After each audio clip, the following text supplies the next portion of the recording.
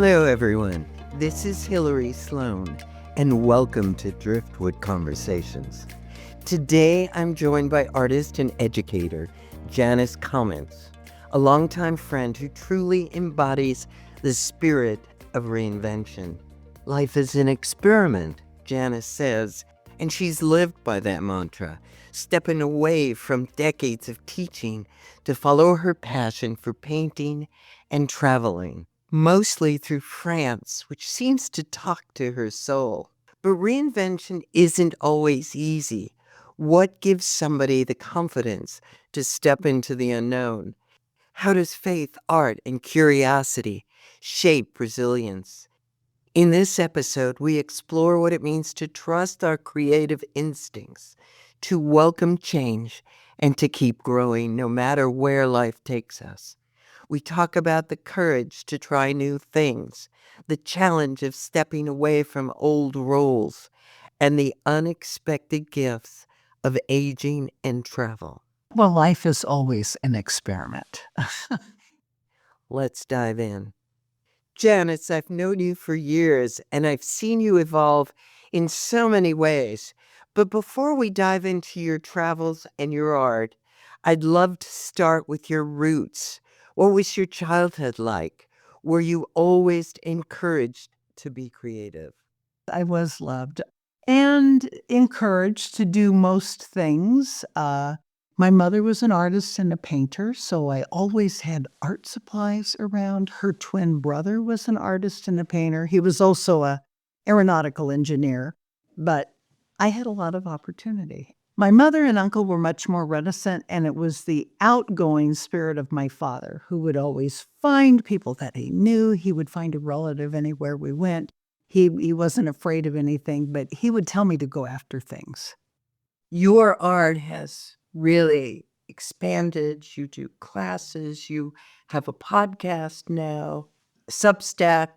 I enjoy writing. I actually started a blog in 2007, believe it or not, and I had it was under the title Desert Argonauta, the Argonauta seashell, which was an influence from Gift from the Sea by Anne Laura Lindbergh. And it was in the days when it was like secret. I didn't tell anybody who I was. I was anonymously blogging to see if I could.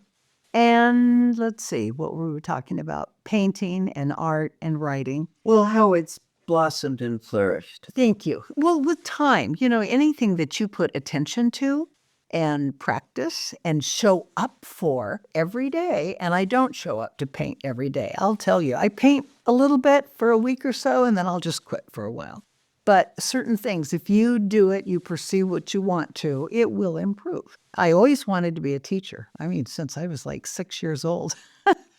I majored in both English and art. And yes, I had a Depression-age father who said, you need to major in English because you can't be an art teacher. You won't make any money. But I was able to do both, teach both art and English, and I majored in both. I think each one of those experiences made me want to inspire others to learn. How does teaching feed your soul? Because it seems important to you. I guess I like to encourage other people and show them that they can do things. When I lead a workshop, I have maybe 6 to 8 women and it's mostly women, occasionally a man. Some have drawn, some have never even painted, but it's fun to show them what they can do. They can learn a little bit, and we're talking in 3 or 4 hours. They can learn a little bit about color, a little bit about composition, and create something on a surface that is pleasing and maybe will encourage them to take the next step, try it again. I don't know what feeds me about teaching. I used to drag the little boy across the street over, and I would teach him his ABCs and his numbers, and his mother loved me. I just wanted to practice on poor Stevie. So it really is part of you. I think so. When did you develop your love of France? You've been traveling there now alone, and you told me a lovely story about how you started to travel alone, so I'd like to hear about.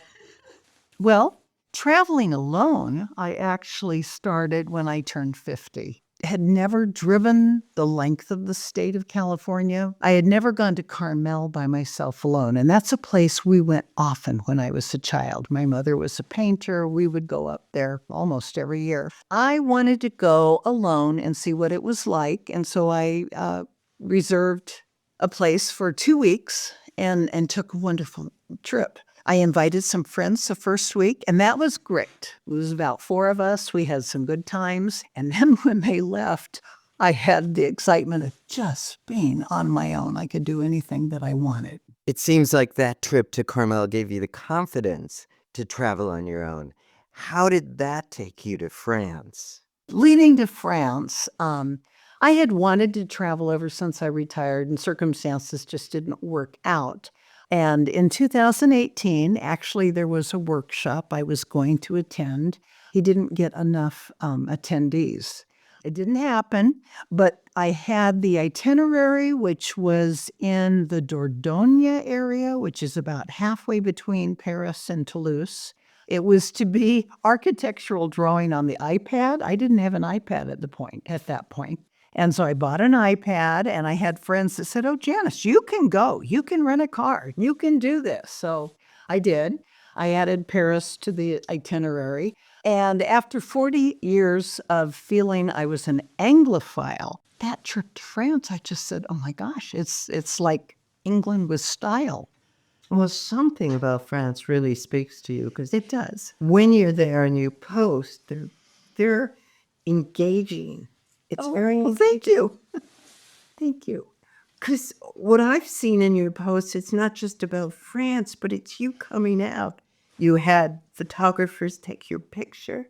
You met people that took you around and taught you.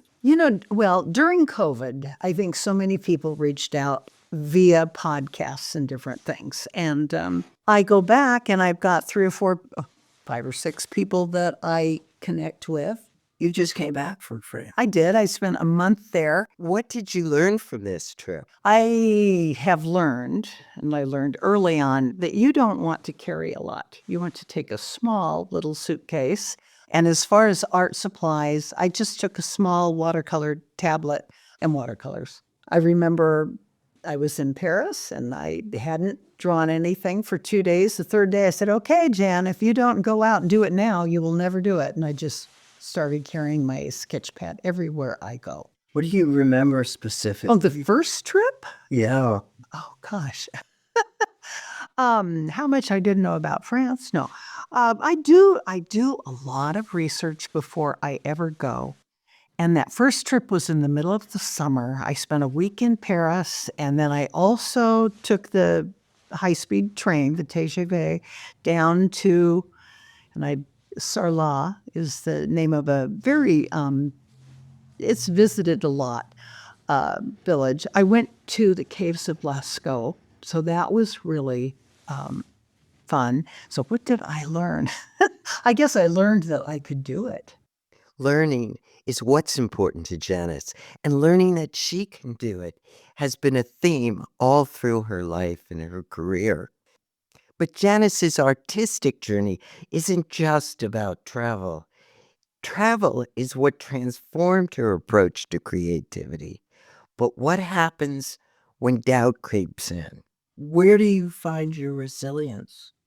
I do have a positive nature. I will say that. I've been blessed with that. And I know there are people that tend to lean more toward the glass is more half empty, and I tend to be more positive. I guess I keep looking, not like Pollyanna, but I keep looking for the good in life and the good in people. I know I can keep going as long as I stay on that path. I mean, some would say that our life here is a test. Some would certainly say that our life here is a gift. I do believe we need to share what we have, and it will be more, you will have a more rich life if you are willing to share. I have wonderful friends. I've had wonderful relationships. Of course, I miss my parents. We were close. They've been gone 30 years. I had a very sweet aunt and uncle, and my aunt's only been gone now, 3 years. I think of her every day, but because she was such a pragmatic, wonderful person, it's like every day I think of, things that she taught me and how to live pragmatically. And I just kind of like, what would Ellie do? You have a family. You have a husband and a daughter. And a son Oh, and and a daughter-in-law. how do you balance your life as an artist with family life? Well, for good or for bad, our children live in different states. So they are not home all the time. It's been easier to balance. I mean, it's not like my teaching years when everybody was at home and you're cooking dinner and you're, preparing, and there's very little time to pursue your art. Teaching was a great career. Yes, when I was 6 years old, I had it planned that if I were a teacher, I would be able to have children. And I just knew it would work out. And it did. I have a lot of freedom right now. So that's how I balance it. I'm very lucky. That is one of the gifts of getting older. I think that's it. Not only the freedom, but the wisdom. You have years of experience. I mean, do you feel that? I do. Oh, yes. Oh, yes. I mean, we constantly say, gosh, if I had known what I know now, I always wanted a family. I always did. We do. We have that wisdom. And you try to impart it on youth, and they don't want to hear it. It just sounds so different coming from someone else that's years and decades older. I think they really do need to learn their own lessons. I think we all did. I mean, no matter who we are, we made mistakes. What advice would you give somebody that's young coming up in art? Oh, in art. Or in the creatives, say if they were a writer or an artist or an architect or anything. Well, they always say follow your bliss. If you have a job that you love, you don't work a day, which those sound so cliche, but I think they are true. If you really, really love a certain thing, poetry, writing, whatever, yes, you may need to have a job that will support you. Teaching English was my job that supported me, and I actually enjoyed it. I mean, I'm kind of weird. I like grammar, and I enjoyed reading. I enjoyed sharing the stories behind literature with the kids. I loved painting. Every summer is when I would fill my time with art. And being a teacher gave me that opportunity and a little bit of travel. If you were to meet yourself right now, do you think you'd hang out with yourself? I would like to think so. I try to be a generous human being. It's always a challenge to make sure I listen to other people and not just want to tell the story. You won't learn when you're speaking.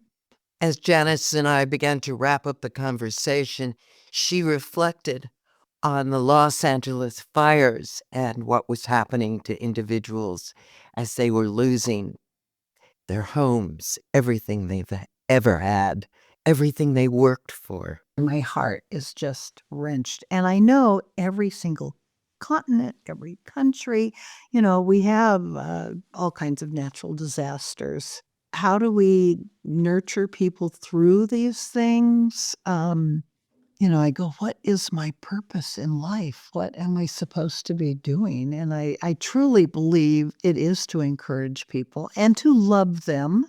I think I've become a lot less impatient and a lot less judgmental. When people have certain characteristics, that's kind of who they are. We all have our own little weirdnesses, as long as they're not hurting somebody. Nurture them along where they are. I think that's the resounding thing that I find myself thinking about lately. Janice, as we're bringing this conversation to a close, what are you working on right now? I have been working on sketchbook calendars for the last, actually, I've done 7. The first one was just a kind of a preliminary one that went out to friends and family. And I am working on a new version of that, perhaps some sort of an inspirational day book with different quotes and pieces of information about France in it. Janice is going to continue painting, traveling, exploring new things, and mostly encouraging other people. I so appreciate this conversation. I appreciate Janis as an artist and as an example as how we can live our lives in a productive, creative way. Thank you, Janis Commentz. You're welcome. This is so much fun, Hillary. I'm honored that you wanted to talk to me. I'm delighted, and I hope that our time together is encouraging to others. During this conversation, Janis reminded me that creativity isn't just about making art. It's about how we live. It's in the risks we take, the places we explore, the relationships we have, and how we open ourselves to possibility. Whether picking up a paintbrush, stepping onto a plane alone, or simply permitting ourselves to experiment, we are all shaping something new every day.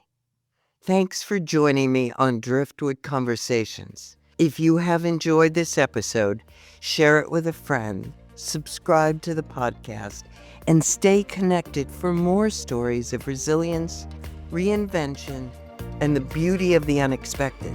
Special thanks to Jennifer Longworth for her editing expertise on Driftwood Conversations. Until next time, this is Hillary Sloan.